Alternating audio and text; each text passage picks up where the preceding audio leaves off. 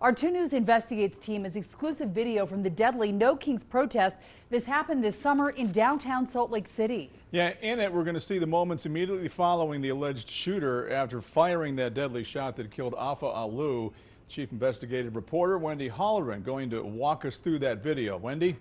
Well, Mark and Heidi, this is from a safety volunteer's body camera. To be clear, this is not a police body camera, which we cannot get due to the pending criminal case. But it captured the same statements the accused shooter made to police. A warning, some of the details may be disturbing. I did too, dude. I was in the middle of the street. Can I get you guys to put your name, date of birth, and a phone number right here for me? Moments after the deadly shooting, Matt Alder is talking to another safety volunteer who is wearing a body camera. The same conversation is captured on body cameras worn by multiple police officers at the scene. Guy was around the corner, had an AR. He was ducked in around the corner like this. He was like loading his rifle and I saw him. I fired a couple shots at the building to try and warn him off, get him to stop, and he just took off. Did you just freeze for a sec, couldn't believe it? Or did you go for like your a half gun? a second? I pulled my gun, got behind the column, and I took shots at him. He continues. He must have been triggering. So you got off what, one shot? Two. The conversation continues about what he says he saw, referring to a man later identified as Arturo Gamboa. I saw him loading the rifle. Like, that dude was definitely not there for fun. No. The day Alder was charged with manslaughter, Salt Lake County District Attorney Sim Gill read aloud some of the statements Alder made. The guy was around the corner, had an AR, and was ducked down and was loading his rifle.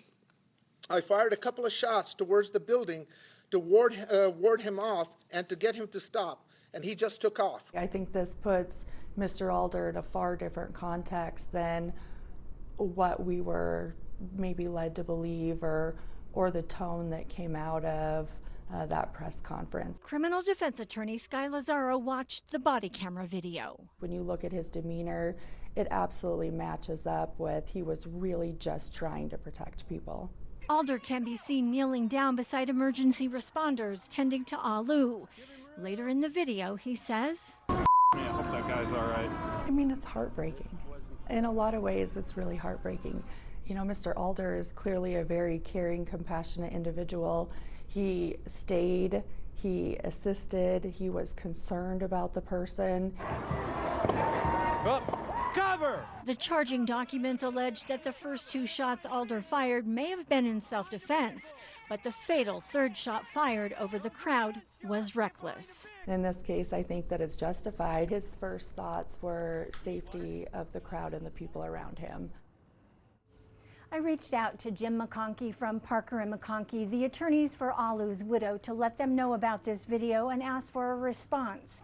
It reads in part, "From our client's perspective, Mr. Alder exhibited terrible judgment. He held himself out to be a person who knew how to de-escalate a potentially dangerous situation and safely discharge his firearm. He shot at a man who was legally in possession of a weapon that was unloaded and pointing down at all times instead of approaching him calmly to further assess the situation.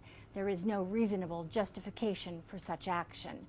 For the full statement, go to KUTV.com. Mark? All right, Wendy, thank you. It's likely Matt Alder will request a justification hearing.